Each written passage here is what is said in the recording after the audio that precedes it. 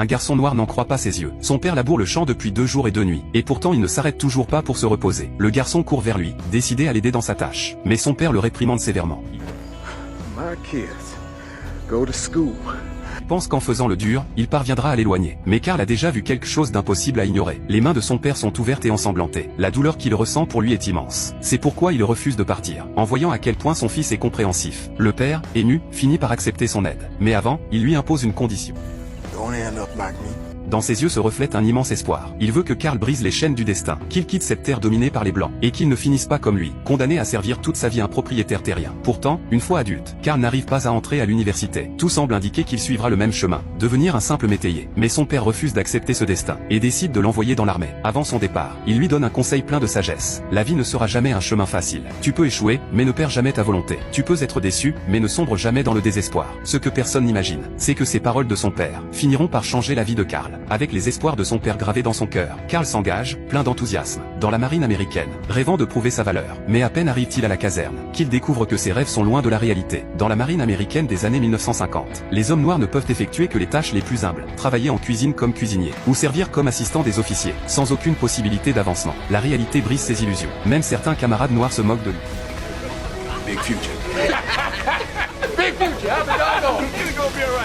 Mais Carl refuse pourtant d'abandonner son rêve. Un jour, la chaleur est insupportable. Les hommes blancs descendent à la mer pour nager, tandis que les noirs, à cause des lois ségrégationnistes, ne peuvent que regarder depuis le rivage. Devant une telle injustice, Carl décide de briser cette barrière raciale. Il ignore les avertissements de tous, et plonge dans l'eau réservée aux blancs. Les soldats blancs réagissent avec fureur. Le capitaine explose de rage, et ordonne à plusieurs nageurs experts de l'arrêter. Mais Carl n'obéit pas. Il continue de nager avec détermination vers l'horizon, résolu à prouver sa valeur. Finalement, les nageurs blancs donnent tout, mais aucun ne parvient à l'atteindre. Après cela, Carl se retrouve en cellule de punition. Pourtant, son courage et ses incroyables capacités attirent l'attention du capitaine, qui décide de le recommander à l'école de plongée. Vous êtes le nageur le plus rapide de ce navire, et vous avez le cran d'assumer cela. Merci, mon commandant. Je vais faire mes bagages et me présenter au service du pont. Vous êtes là pour nager, rien d'autre. Mais Carl découvre bientôt que le racisme y est encore plus profond. En tant que premier élève noir de l'établissement, à peine entre-t-il dans le centre, qu'un étudiant blanc lui crache directement dessus. Face à cette provocation gratuite, Carl décide de se taire, car il comprend très bien une chose. Les faibles cherchent la vengeance. Les forts savent pardonner, et les sages ignorent simplement. Mais ce n'était que le début. Quand l'instructeur attribue les chambres, aucun blanc ne veut partager la chambre de Carl. Au milieu d'insultes racistes, ils prennent leurs affaires et partent. Devant cette scène, l'instructeur n'intervient pas. Au contraire, il sourit, satisfait. Il ne reste finalement que Snowy, un garçon bègue lui aussi rejeté par les autres. Lui, la couleur de peau de Carl ne lui importe pas. Et grâce à leur rêve commun, les deux deviennent rapidement amis. Mais quand l'instructeur l'apprend, il commence à mener la vie dure à Snowy. Pendant l'entraînement, il l'humilie cruellement, lui frappe même le ventre avec une ceinture de 40 kilos, puis le pousse dans la mer glacée, et lui ordonne de retenir sa respiration pendant 4 minutes. En voyant cela, Carl supplie l'instructeur de le laisser tranquille. Mais l'homme reste impassible.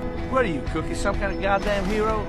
L'eau en hiver est brutalement froide. Au bout de 2 minutes, Snowy n'en peut plus et remonte à la surface. L'instructeur saisit cette excuse et l'exclut du programme, pour forcer Carl à abandonner l'école. Ce soir-là, l'instructeur lui prépare un accueil spécial. Pendant que Carl dort profondément, il lui jette un seau d'eau glacée dessus. Rise and shine, Cookie. Time for training.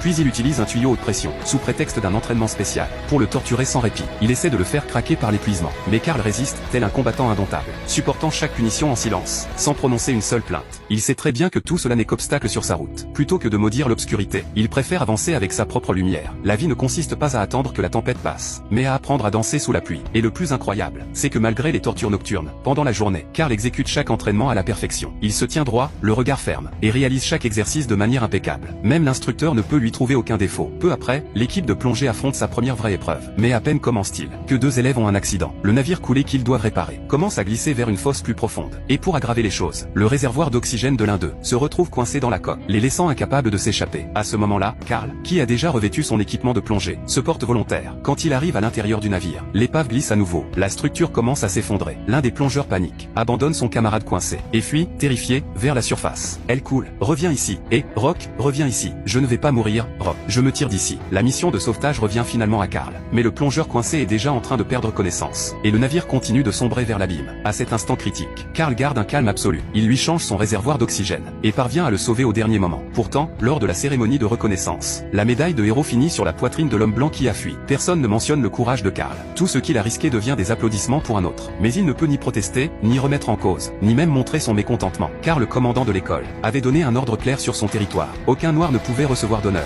et encore moins être diplômé comme plongeur. Face à une discrimination aussi flagrante, Carl ne peut que l'endurer en silence. Le cœur abattu, Carl tente de trouver du réconfort auprès de sa famille, mais le destin semble décidé à l'anéantir complètement. Au bout du film, aucune parole de réconfort ne lui parvient, mais la nouvelle que son père est mort. À cet instant, toutes les défenses intérieures de Carl s'effondrent. La douleur le frappe comme un tsunami. Les humiliations subies pendant l'entraînement, la peur surmontée dans les profondeurs, l'injustice avalée lors de la cérémonie. Toute sa force semble se briser à ce moment-là.